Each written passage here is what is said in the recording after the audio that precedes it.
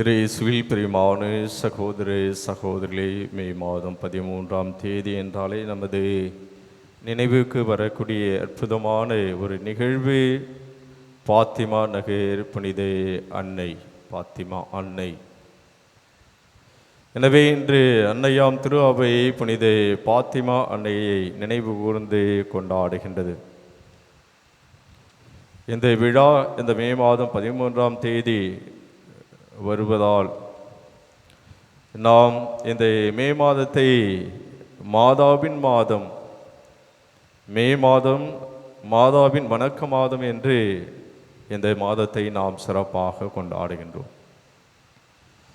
1916வது ஆண்டு மே மாதம் 13ஆம் தேதி 3 சிறார்கள், யார் யார் தெரியுங்களா? யார் யார்? Lucia, Francis, Jesintha.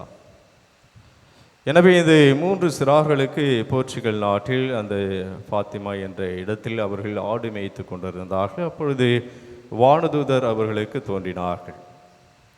வானதூதர் அவர்களுக்கு தோன்றிய போது தன்னுடைய கரங்களிலே நற்கருணையையும் அந்த இரச பாத்திரம், ஆண்டவர் இயேசு கிறிஸ்துவினுடைய அந்த இரத்தத்தை குறித்து காட்டக்கூடிய அந்த இரச பாத்திரம், இவற்றை தன் கரத்திலே தாங்கி அந்த 3 சிறார்களுக்கு காட்சி கொடுத்தார்கள். அப்பொழுது வானதூதர் காட்சி கொடுத்த போது அந்தரங்கத்தில் அந்த நற்கருணையும் அந்த இரச பாத்திரமும் தொங்கிக் கொண்டு இருக்கின்றது.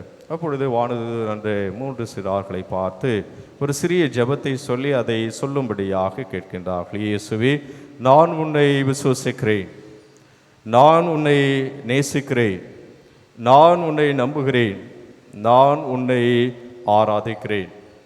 எனவே இந்த உலகில் உன்னை அன்பு செய்யாதவர்கள், உன்னை நேசிக்காதவர்கள், உம்மை ஆராதிக்காதவர்கள், உம்மை விசுவசிக்காதவர்கள் எல்லோரையும் மன்னியும் என்று அந்த சிறிய ஜெபத்தை அன்னை மரியாள் பாத்திமா அன்னை அந்த சிறார்களுக்கு கற்பித்து அந்த நற்கருணையையும் அந்த இரசக்கிண்ணத்தையும் பார்த்து அந்தரத்தில் தொங்கிக் கொண்டிருந்த அந்த பாத்திரத்தை பார்த்து ஜெபிக்கும்படியாக அன்னை மரியாள் அவர்களுக்கு கற்றுக் கொடுத்தார்கள். மே மாதம் 1917 மே மாதம் 13ஆம் தேதியிலிருந்து அக்டோபர் மாதம் 13ஆம் தேதி வரை அன்னை மரியாள் காட்சி கொடுத்தார்கள். இந்த 3 சிறார்கள் ஒவ்வொரு மாதமும் 13ஆம் தேதி நான் காட்சி கொடுப்பேன் என்று சொல்லி இதே இடத்திற்கு அந்த 3 சிறுவர்கள் வர வேண்டும், எனவே இந்த இடத்தில் நான் உங்களுக்கு காட்சி கொடுப்பேன் என்று அன்னை மரியாள் அவர்கள் சொல்லி அனுப்பினார்கள். எனவே அதனுடைய அடிப்படையில் ஒவ்வொரு மாதமும் அந்த 13ஆம் தேதி காட்சி கொடுத்தார்கள். ஜூலை மாதம் 13ஆம் தேதி காட்சி கொடுத்த போது அன்னை மரியாள் அந்த சிறார்களுக்கு நரகத்தில் எப்படி பாவிகள் வேதனைப்படுகிறார்கள் என்பதை காட்சியாக அந்த 3 சிறார்களுக்கு காண்பது. எனவே பாவிகள் மனம் திரும்புவதற்காக நீங்கள் ஜெபிக்க வேண்டும் என்று அந்த அன்னை மரியாள் பாத்திமா அன்னை அந்த சிறார்களிடத்தில் கேட்டார்கள்.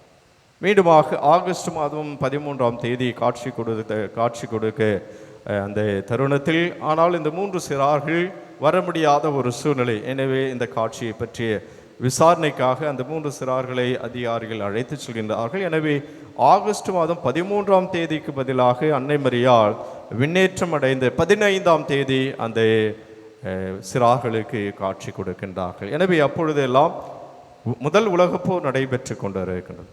நமக்கு தெரியும் நன்றாக 16, 17, 18, 1919 வரை முதல் உலகப்போர் நடைபெற்று கொண்டிருந்த அந்த சூழ்நிலை. எனவே உலகம் அமைதி பெற வேண்டும். முக்கியமாக ரஷ்யா அந்த முதல் உலகப்போரில் முக்கியமான பங்கு ஆற்றியது ரஷ்யா. எனவே ரஷ்யாவினுடைய மனமாற்றத்திற்காக நீங்கள் ஜெபிக்க வேண்டும், உலக அமைதிக்காக, அவனில் அமைதி உருவாக வேண்டும், குறிப்பாக பாவிகள் மனம் திரும்ப வேண்டும், ஜெபமாலை ஜெபிக்க வேண்டும் என்று அன்னை மரியாள் அவர்கள் அந்த காட்சி கொடுத்த போதெல்லாம், ஒவ்வொரு முறையும் காட்சி கொடுத்த போதெல்லாம் ஜெபிக்கும்படியாக குறிப்பாக பாவிகள்.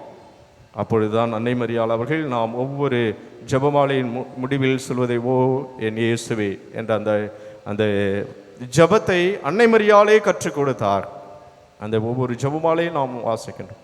உமக்கு பிரியமானவர்கள் அவர்களை நீர் மோட்சத்திற்கு அழைத்து செல்லும் என்று சொல்லி நாம் ஜெபிக்கக்கூடிய அந்த ஜெபத்தை அன்னை மரியாளே அந்த 3 சிறார்களுக்கு குறிப்பாக பாவிகளுக்காக ஜெபிக்கும்படியாக பாத்திமா அன்னை அவர்கள் குறிப்பிட்டார்கள். அக்டோபர் மாதம் 13ஆம் தேதி காட்சி கொடுத்தபோது ஏறக்குறைய 70,000க்கு மேற்பட்ட மக்கள் கூடியிருந்தார்கள். ஒரு சாதாரண இடம், ஆடு மேய்க்கக்கூடிய ஒரு இடம்தான். எனவே அந்த இடத்தில் 70,000க்கு மேற்பட்ட மக்கள் கூடியிருந்தார்கள். ஆனால் அந்த சமயத்தில் அன்னை மரியாள் அந்த 3 சிறார்களுக்கு காட்சி கொடுத்தார்கள். இயற்கையில் பல மாற்றங்கள் உருவாகி, சூரியன் மற்றும் இயற்கையில் பல மாற்றங்கள், மழை பெய்தது. ஆனால் அன்னை மரியாள் காட்சி கொடுத்த அந்த இடமும் அந்த சிறுவர்கள் நின்ற இடமும் வறண்டு போய் கிடந்தது. மற்ற எல்லா இடத்திலும் மழை பெய்தது. ஆனால் காட்சி கொடுத்த போது அந்த சிறார்கள் நின்று கொண்டிருந்த இடமும் காட்சி கொடுத்த இடமும் நனையாமல் அப்படியே கட்டாம் தரையாக இருந்தது. இதுதான் பாத்திமா அன்னையின் காட்சியாக நாம் பார்க்கின்றோம். எனவே பிரியமான சகோதர சகோதரி, இந்த அன்னையினுடைய விழாவை நினைவு கூர்ந்து கொண்டாடுகின்ற நமக்கு அன்னை மரியாள் கொடுக்கக்கூடிய ஒரே ஒரு செய்தி தான், நாம் அன்னை மரியாள் பாத்திமா என்று சொன்னாலே ஜெபமாலை, அவர் Lady of Rosary of Fatima. எனவே ஜெபமாலை என்பது மிக மிக முக்கியமான ஒன்று. அன்னை மரியாள் காட்சி கொடுத்த போது அந்த சிறார்களுக்கு பாவிகளுக்காக ஜெபியுங்கள், உலக அமைதிக்காக ஜெபியுங்கள், உங்கள் குடும்பத்தில் உள்ளவர்கள் மனமாற்றம் அடைய, இந்த உலகத்தில் உள்ளவர்கள் மனமாற்றம் அடைய ஜெபியுங்கள், ஜெபமாலையை கையில் ஏந்துங்கள் என்று அன்னை மரியாள் அழைப்பு கொடுத்திருக்கின்றார்கள். எனவே அன்னை மரியாள் காட்சி கொடுத்த இடமெல்லாம் சாதாரண ஒரு இடம், எளிமையான ஒரு இடம்.